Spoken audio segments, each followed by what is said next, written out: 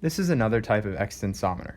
So applying the same principles as our previous extensometer video, we're now going to place this type of extensometer on our sample.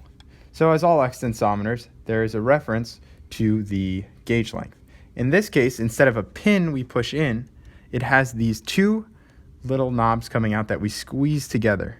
And as we squeeze these together, you'll notice that it lines up at a set length. This is how you set the gauge length.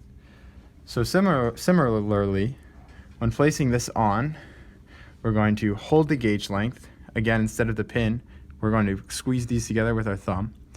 And then instead of pulling to clamp, there's two clips at the top and bottom that you simply pull out and clip on like so.